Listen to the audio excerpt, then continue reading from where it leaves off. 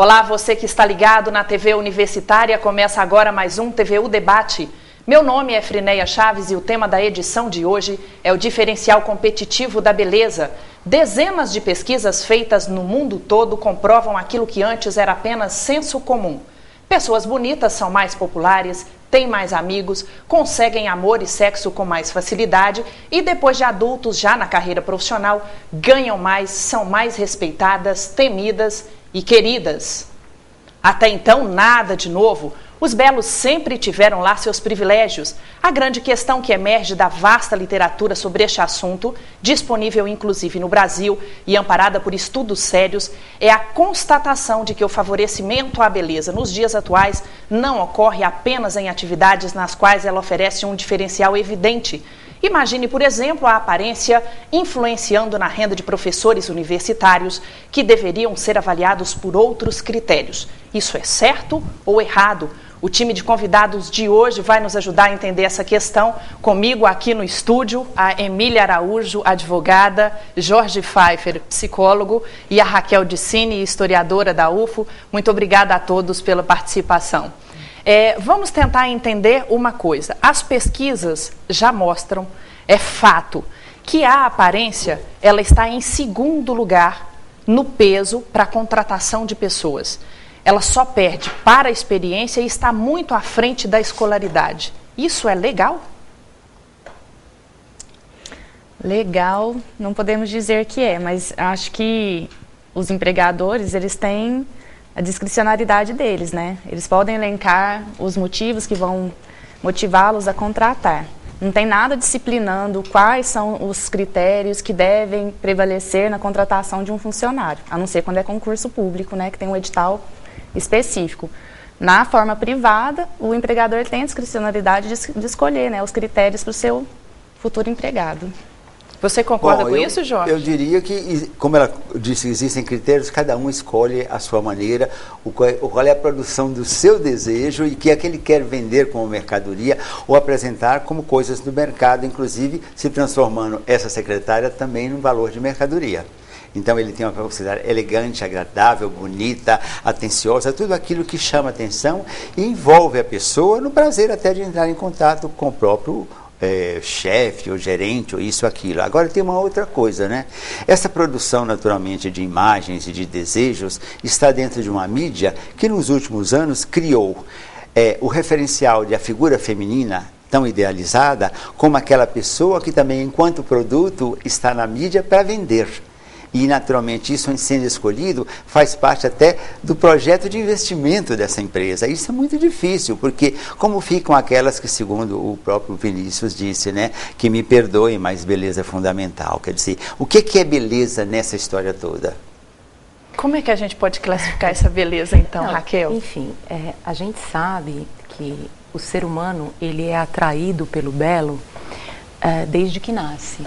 E a gente sabe também que diferentes culturas ao longo da história humana tiveram aí as suas categorias para classificar o belo.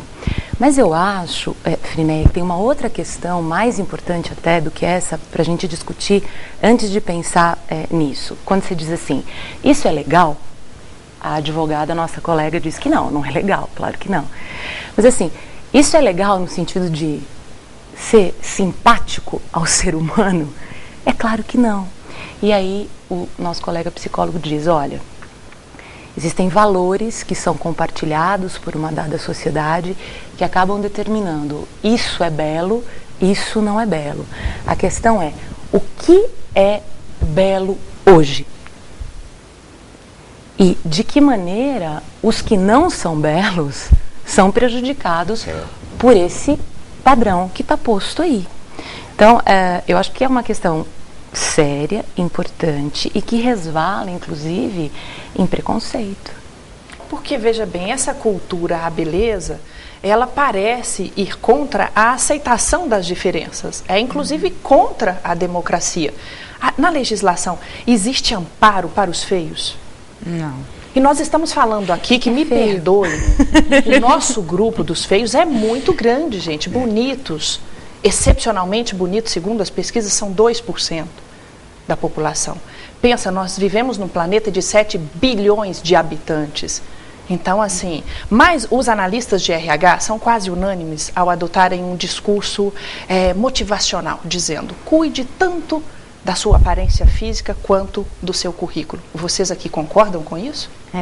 Eu acho assim, a questão da beleza é muito subjetiva, falando do normal, né? Claro que tem esses 2% que são os excepcionais, os modelos, mas vamos falando do padrão normal, do que não é exceção. É um critério muito subjetivo. Às vezes o que é belo para mim não é belo para você. Mas o que eu acho que as empresas pedem é uma aposta na apresentação, como você se apresenta, né? Às vezes no seu jeito de portar, no seu jeito de vestir, na forma como você, né, cuida de si mesmo, porque a beleza está um pouco ligada também com a saúde, tanto física quanto também com a saúde emocional, né? O doutor vai poder falar um pouco. A pessoa que se sente bela, né, que se sente bem consigo mesma, ela vai ter uma autoestima maior, ela vai ter mais segurança na hora de conversar, mais segurança na hora de apresentar o seu produto. E isso tá ligado com a questão, né, motivacional própria da pessoa. Eu me sinto bem, estou bem comigo mesma e apresento melhor, né? Em critérios de seleção, inclusive, eu já tenho 35 anos de formação. Eu já trabalhei em recrutamento e seleção de gente, e eu tinha de sabores terríveis com os chefes daqueles departamentos que pediam uma secretária, uma boa secretária. Eu selecionava a boa secretária com experiência, maturidade, trabalho, dinâmica, tudo aquilo. E encaminhava para eles. Eles disseram que não gostavam porque ela não era bonita, ela não era elegante, ela não era isso, ela não era aquilo. E pediam e às vezes escolhiam uma garota despreparada para ser simplesmente o carro-chefe da imagem desse chefe. Ou seja, aquele que tem uma bela secretária. Isso naturalmente prejudica em termos de imagem aqueles que não têm as benesses dessa condição física. E uma coisa muito mais séria que eu vejo aí, né? Que se associou muito à questão de que, não sendo bonito e sendo feio, feio é ruim. Quer dizer, como é que você pode pensar que uma pessoa não tendo uma imagem física que todo mundo gosta, ela não é uma boa pessoa capaz de produzir dentro desse mercado que é para todos, né? Eu acho que isso aí é uma tragédia em relação à própria autoestima das pessoas que vão buscar. E as pessoas desistem muitas vezes de investimentos muito maiores, de capacidade, em cima dessa imagem já deformada sobre os nãos que ela recebe pela vida fora. Agora, Friné, tem uma outra questão também, que é assim, quando você fala de bem-estar, de se sentir bem na própria pele e tal, essa é uma característica dos nossos tempos, ou seja, eu sou o corpo que eu mostro para o outro. O corpo e o rosto que eu mostro para o outro. Ou seja, eu tenho... existe uma ideia generalizada de que o meu corpo e o meu rosto demonstram os meus sentimentos, o meu caráter. Então, aquela ideia de que o gordo é gordo, mas é preguiçoso, não é? O velho é velho, mas porque não se esforçou suficientemente para manter a juventude. Ou seja, a gente acaba vendo na mídia mesmo, né? Mas não vamos ficar crucificando a mídia também.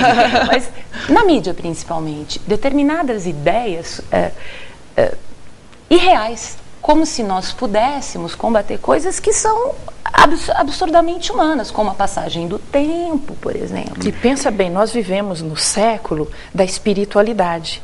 E a longevidade, ela hoje é fato.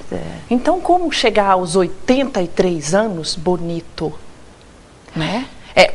Às vezes é passageiro? Não sei.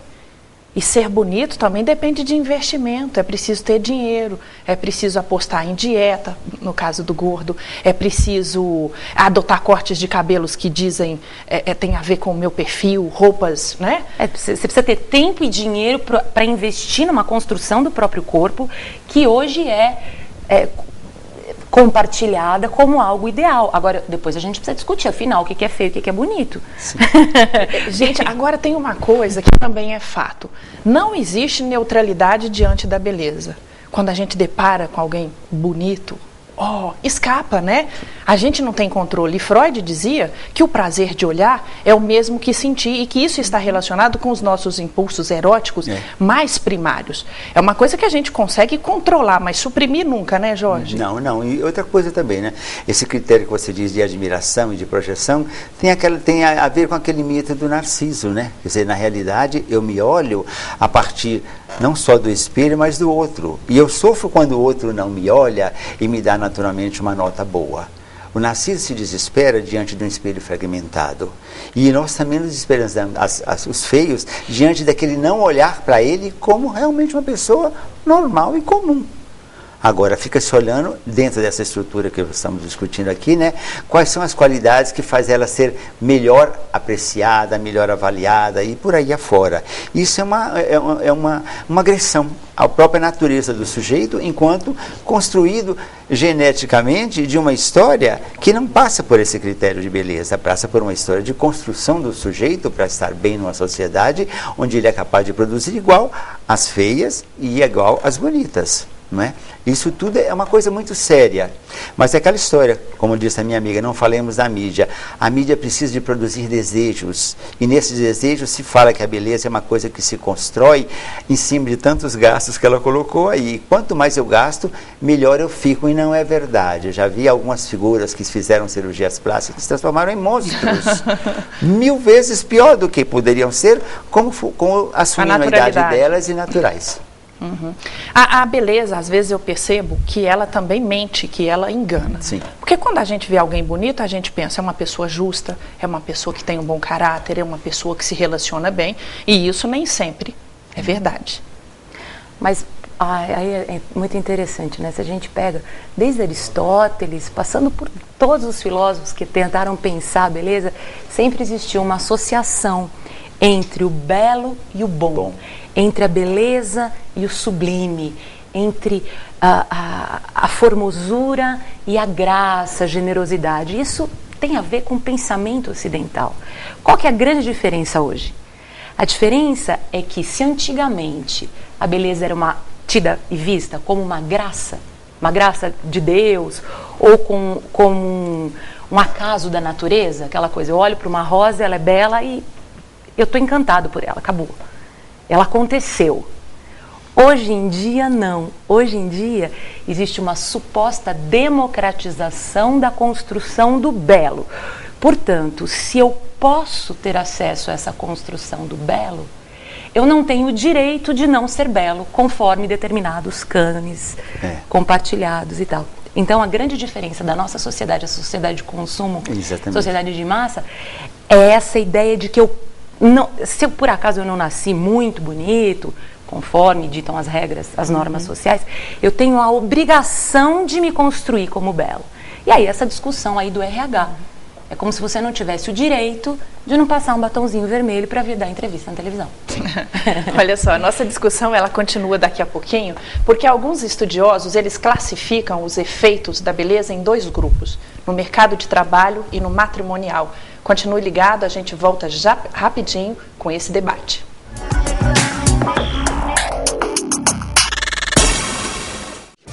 Cultura. Assuntos estudantis. Projetos de extensão. Responsabilidade social. Pró-Reitoria de Extensão, Cultura e Assuntos Estudantis.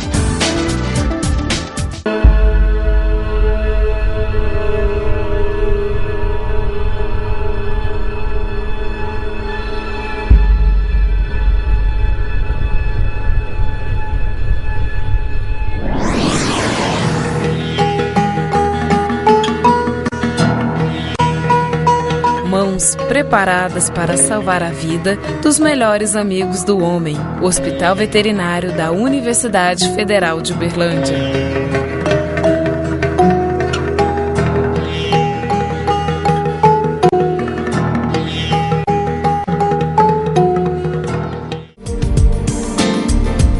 Museu de Biodiversidade do Cerrado.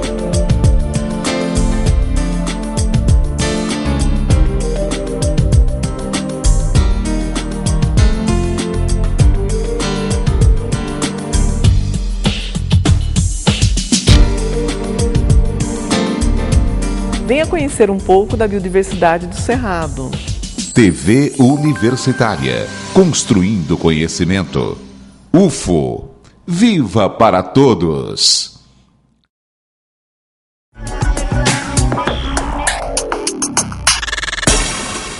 Olá, o TVU Debate está de volta. O assunto de hoje é o culto à beleza. Comigo aqui no estúdio, a doutora Emília Araújo, advogada, Jorge Pfeiffer, psicólogo, e Raquel Dicini, historiadora. Vamos retomar, então, da discussão do bloco anterior. A questão dos estudiosos classificarem os efeitos da beleza em dois grupos, mercado de trabalho e matrimonial. No primeiro grupo, os homens levam vantagens conquistando aí até 30% de diferença no salário, comparando que eles têm a mesma experiência, a mesma formação técnica. Se é bonito, ganha 30% a mais. Já as mulheres, elas levam vantagens no matrimônio, porque se casam mais cedo, com gente mais rica. E tem uma pesquisa que foi feita em 37 países, inclusive no Brasil, e mostra que as mulheres, elas levam essa vantagem, mas fazem questão de ter um homem para casar economicamente viável. Então elas avaliam aí o status, né, o bolso. Já o homem, ele não quer saber, ele quer uma mulher atraente. Há uma justificativa para isso? Acho que o doutor pode responder melhor enquanto homem. Na realidade, né, tudo está realmente na guerra da identidade, dos egos, da imagem construída a partir de um homem que ele quer ser vencedor, até inclusive dentro da relação matrimonial, onde ele tem a mulher dele como algo conquistado, como um troféu que ele pode apresentar para uma sociedade que, quer dizer, o cara é bem sucedido e a mulher dele é linda, a mulher dele é assim, ele é a mulher certa. Isso tudo enche o ego do sujeito. Agora, tem uma coisa, quando você falou de diferenças salariais, né? Algumas coisas mudaram. A mulher que fez a revolução sexual e outras coisitas mais de mercado de trabalho, ela naturalmente passou a exigir também dentro desse papel feminino dela de produção, o salário justo que é dado para a figura masculina. E ela faz tudo para mostrar que, em termos naturalmente de direito legal, ela é igualmente, capaz nesse contexto. Agora, existem as místicas da cultura masculina que sempre subestimou a figura feminina. E os homens, naturalmente, até chegar ao ponto de premiar essa mulher a nível de igualdade, eles precisam de aprender uma coisa. Pelo caminho que eu passei e me dou valor, ela também passou e dá tanto valor quanto eu dou. Então, é preciso devolver para ela essa identidade conquistada como uma coisa que é direito natural do ser humano. E não porque ela é mulher, então teria que ganhar necessariamente menos. E essas coisas estão mudando? Estão. Agora, quanto tempo isso vai demorar? Não sabemos. Porque existe, naturalmente, muita desconstrução dentro desse projeto de crescimento da mulher que permeia todo investimento dela. Como você falou, aquela que não sabe se vai trabalhar ou se vai casar e ter um marido protetor que dá a ela as condições de ela ter uma vida sem sofrimento e com qualidade. Então, existe um custo-benefício, naturalmente, no acordo do casamento para a mulher, para cada um dos dois. Exato. Eu acredito que com a evolução, né, com a revolução feminina, a mulher, ela, além de ter que se preocupar com a beleza, ela tem que se preocupar hoje em dia mais com a questão profissional, com os estudos. E, nesse sentido, como ela teve que crescer tanto, ela não quer para ser um companheiro dela alguém que não se preocupe com a questão financeira também, alguém que também não busque. Ela é tão exigida, né, da sociedade, ela também quer exigir do companheiro dela. Quer um companheiro que compartilhe com ela os anseios profissionais, né, e que também se preocupe com a beleza. Eu vou explorar um pouquinho aqui a professora Raquel, nessa questão do efeito gostosona. Para as mulheres, isso acaba criando um gargalo no mercado de trabalho. Porque se você chega para conquistar uma vaga e você é desse tipo, você enfrenta uma série de dificuldades para provar que é boa profissionalmente. É verdade? Você tocou num assunto tão interessante, porque assim, afinal, o belo, desde os gregos antigos, ele não é da ordem do excesso, nem da ordem da falta. É a coluna do meio. Exatamente. Equilíbrio. É a média. Né? É o que Aristóteles chamava de mediocridade. Então, o professor estava falando do exagero das cirurgias plásticas e tal. A gente poderia falar do exagero do exercício físico, também, que é quando a gente vai, ou do exagero da maquiagem e tantos outros exageros que às vezes as mulheres caem, não é? Então, esse excesso, ele é condenado assim como a falta. Agora, eu gostaria de ressaltar uma coisa muito triste, que é assim, nessas estatísticas que você traz, não só o homem muito bonito ganha mais do que qualquer mulher, mas os homens em geral, em qualquer profissão e em qualquer país ocidental, ainda hoje, mesmo com as revoluções feministas, mesmo com a revolução sexual, mesmo com o fato de estarmos aqui, numa maioria de mulheres, opinando sobre um tema público e etc. e tal, nós ainda ganhamos menos do que o homem, né? Ocupamos lugares de direção em menor quantidade e por aí vai. Agora, tem uma outra questão que vocês estavam discutindo aí. No caso do homem, se casar preferencialmente com mulheres atraentes e o que significa mulheres mais jovens, não é? Sim. E mulheres não necessariamente se casarem com homens da mesma idade, aliás, até se casarem com homens mais velhos, mas com uma melhor condição financeira. Aí a gente precisa pensar, então, que a beleza, ela não é apenas a simetria do rosto, ela é um conjunto de coisas e que varia de sexo para sexo. É algo que envolve situação social, conta no banco, voz, postura, aquilo que os franceses chamam de allure, né, que a gente não tem muito como definir. Isso eu acho que até um pouco nos liberta da ditadura do bisturi ou do exercício, da juventude, porque afinal a beleza, ela é um conjunto de coisas, não apenas aquela estética que está posta ali. Tem uma autora americana que ela se atreveu a criar o chamado capital erótico. E aí ela reúne ali não apenas a beleza física, mas a sensualidade, a elegância e outros atributos. O charme, a inteligência. Ela parece, a meu ver, ter copiado o Pierre Bourdieu, aquele sociólogo francês, né, que dizia que nós temos 3 tipos de capital. O econômico é aquilo que de fato temos, o social, quem conhecemos, e qual que é o outro capital? Quem consegue... Simbólico. O simbólico, né? Quer dizer, qual é a forma que me veio? Não é mais ou menos isso que ela tentou fazer? Eu acho que sim, ela deve ter lido Pierre Bourdieu, porque, bom, a beleza é um capital simbólico. Sim. E relativo, né, como bem colocou aqui a doutora Emília. Vamos pensar uma coisa, do ponto de vista da legislação brasileira, há amparo para os feios? E há uma busca dos feios, há algum protesto? Eu nunca vi alguém levantar uma bandeira e dizer, a Jolie é muito mais bonita do que eu e eu protesto, sabe? Eu não admito que o Giannichini seja mais bonito do que eu. Eu quero falar, professora. E como é que é isso? Vamos trabalhar um pouquinho com a sinceridade, né? Apesar da gente ter posto a supervalorização da beleza como um problema, vamos ser sinceros, a gente gosta, né, de estar perto de pessoas bonitas, a gente gosta de conversar com pessoas bonitas. Eu acredito que o problema não é nem a beleza, mas a utilização dos seus atributos físicos para conseguir uma vantagem. Por exemplo, no ambiente de trabalho, se eu utilizo dos meus atributos para conseguir uma vantagem promocional ou para conseguir subir de cargo, e isso é claro, né, as pessoas percebem isso claramente, tem mecanismos sim, a gente tem na legislação trabalhista a figura da equiparação salarial, que são critérios objetivos, né? Trabalho na mesma empresa, no prazo de 2 anos, faço a mesma função, com a mesma perfeição técnica, com a mesma produtividade, por que aquela pessoa está ganhando mais que eu? Então há esse amparo sim. Eu posso exigir a equiparação salarial, posso exigir ganhar o mesmo tanto que aquela pessoa. E as pessoas buscam isso, doutora Emília? Buscam. Equiparação salarial buscam sim. Por outro lado, se eu estou me sentindo discriminada, porque eu acho que ninguém conversa comigo, que ninguém chega perto de mim porque eu sou feia. E eu tenho como provar isso. Né? Tem a figura do abuso moral, né? Eu posso requerer uma indenização porque eu sofri um assédio moral em decorrência, né, da minha aparência, né? Então tem esses mecanismos, mas é uma questão complicada de você provar, né, que você não ganhou bem porque... Que o que está em jogo é a aparência, é a beleza. É uma questão que é complicada. Mas é possível e existem pessoas e grupos que se organizam. Os norte-americanos, eles são muito organizados, né? Mas assim, em torno de todos os direitos e minorias. Agora, aqui no Brasil, por exemplo, eu me lembro ano passado, no estado de São Paulo, houve um concurso para a contratação de professor no estado.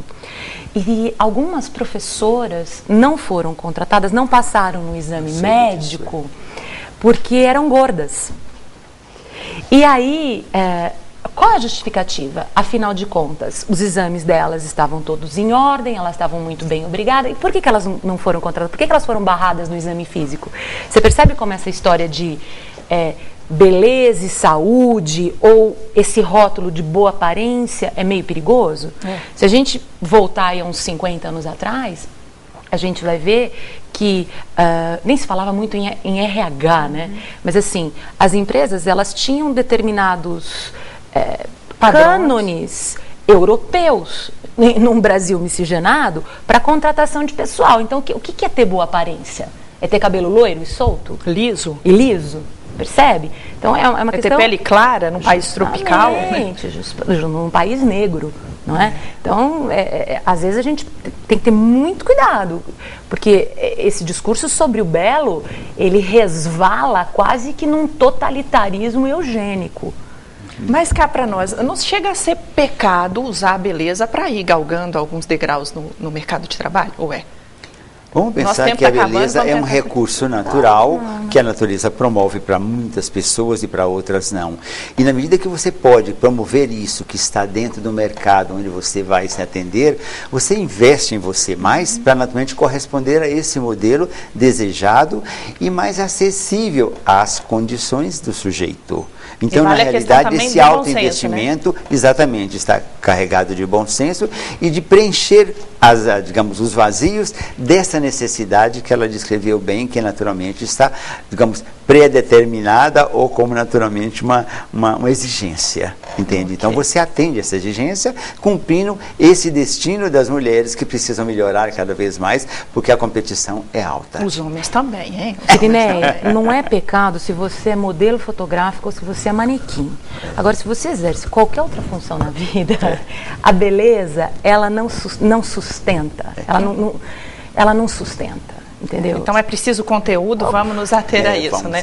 Ó, para você que está em casa, nosso tempo infelizmente está acabando. Eu quero agradecer a doutora Emília, o Jorge Pfeiffer e a Raquel Santini. Quero aproveitar e deixar aqui uma dica de leitura. Olha só, é o livro Mulheres, Crianças e Imprensa Paulista, de 1920 a 1940. É da professora Raquel, o livro, e conta um pouquinho da história da beleza no século XX. A você que está em casa, eu quero agradecer de forma especial pela audiência e preferência e quero deixar uma reflexão. Daqui para frente, se você vai investir na sua beleza ou na sua inteligência, a decisão é sua. Aproveite bem qualquer um desses dons e lembre-se, eles somente são possíveis em menor ou maior grau graças à genética. Tenha uma ótima semana e até o próximo programa.